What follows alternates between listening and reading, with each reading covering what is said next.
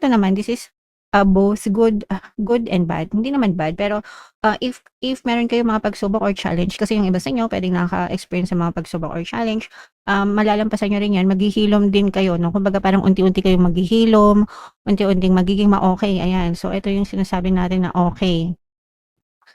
Guys, 'di ba? So, kung meron kayong mga problema, pagsubok, challenge, huwag kayong masyadong mag-alala kasi magiging ma-okey din 'yan, malalampasan niyo rin 'yan, magiging ma-okey din yung pakiramdam niyo. So,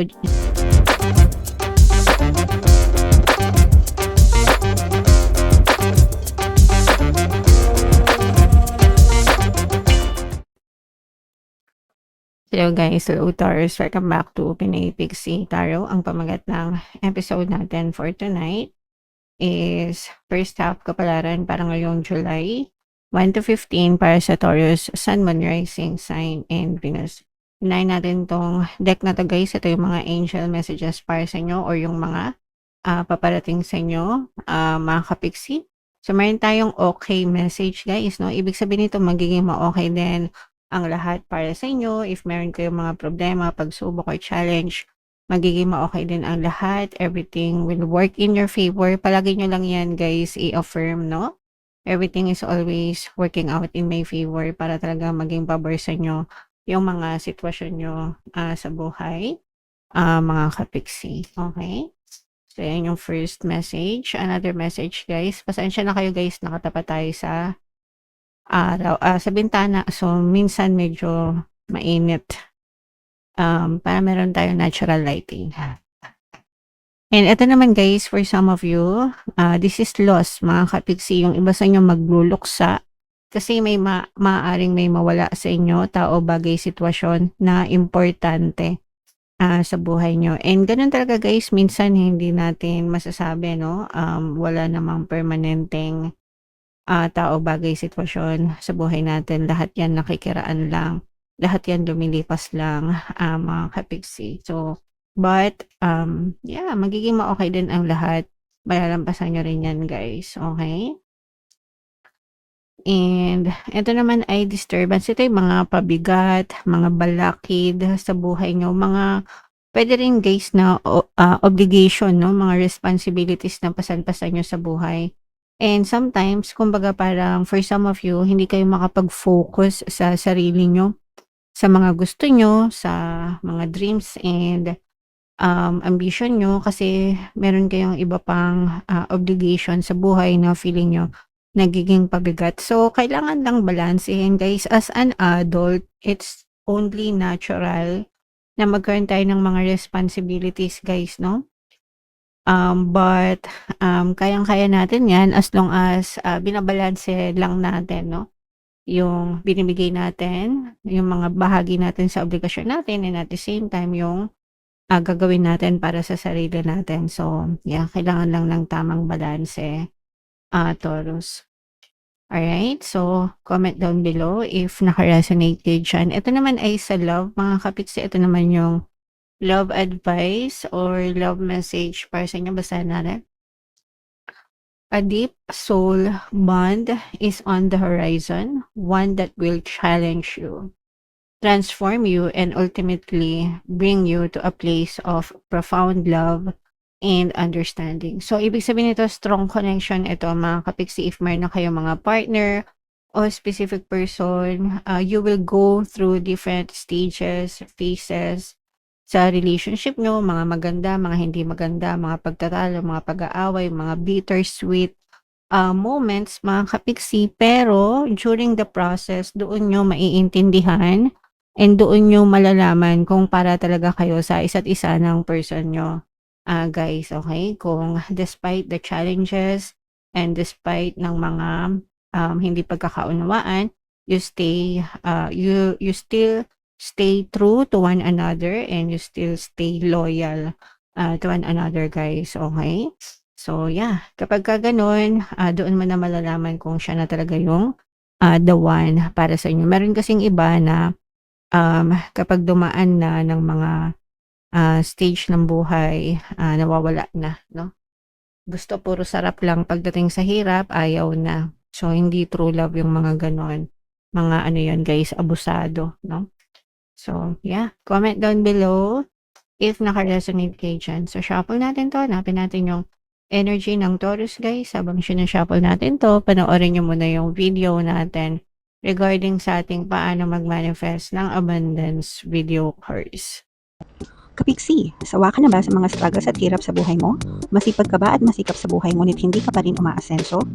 Ilang beses ka na bang nag-attempt mag-negosyo at mag-invest pero palagi ka pa rin nalulugi? Sa pagkakataon na ito ay maaaring may subconscious beliefs ka na nagiging balakid sa iyong pag-unlad at pagyaman. Introducing, paano mag-manifest ng abundance video course. Dito ay matututunan mong ma-overcome ang mga balakid mo para tuluyan ka ng umunlad, umasenso, sumagana, maging matagumpay, successful at maswerte sa iyong kabuhayan, pera, trabaho, negosyo, salapi at kaperahan ng bonggang-bongga. Dali, mag-send na ng email sa pinoypixie@gmail.com at simulan na ang iyong pagyaman ngayon. Alright, so sa lahat ng gusto mag-avail ng course, guys, naka-flash sa screen nyo yung mga available courses natin. Mag-send lang kayo ng email sa pinoypixie@gmail.com. And sa mga naghahanap ng pampaswerte, guys, ito yung money shaker jar natin. Super liit na bote nito, guys, pero super effective, super powerful. Ang dami ng success dito. Inaalog to, guys, no? At saka ito. So, sa mga interesado, kung gusto nyo success, ito yung ating WhatsApp number. I-chat nyo lang ako dyan, guys. Taurus, kayo ay na-represent ng Queen of Pentacles. Meron din ditong presence ng another fire sign, Aries, Leo, Sagittarius. For some of you, maaaring may mga fire element kayo sa inyong natal chart, or you may be dealing with another fire sign.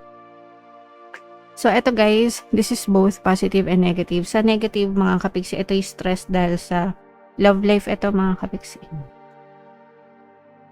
So, ito yung stress sa love life, guys. Kasi for some of you, nagkakaroon kayo ng mga trust issues ng person mo. Ibig sabihin, broken trust, betrayal, mga kapiksi, pwede, or anything na parang nagkakaroon na kayo ng mga duda, doubts, and fear dito sa person mo, and nababalisa kayo, kumbaga parang nagkakaroon kayo ng stress and anxiety, hindi kayo masyadong makatulog, kakaisip, nag-overthink kayo dahil dito, guys, okay? So, yeah, kailangan nyo lang kausapin, pero kahit anong usap yung gawin nyo, guys, kung hindi nyo na mababalik yung tiwala dun sa person nyo, hindi kayo makakalis dyan sa ganyang klase ng energy, kasi most of the time nasa overthinking na yan. Hindi nyo na makontrol yung pag-iisip nyo unless na kalimutan nyo na yung mga negative na nangyari, guys, okay? So yun yung nakikita natin sa negative. Sa positive naman, ito guys, magiging maganda naman yung daloy ng inyong kaperahan, no? Meron kayong mga success na may experience when it comes to money. Pwedeng may mga maklose kayo na mga deal, mga kapiksi, or pwedeng collaboration din, maging successful kayo after ng isang collaboration. So, yung collaboration, guys, maganda yon sa mga negosyante. Actually, kahit sa work, maganda din yon, lalo na kung magaling yung mga ka-work nyo, nagtutulungan kayo sa trabaho, ganyan.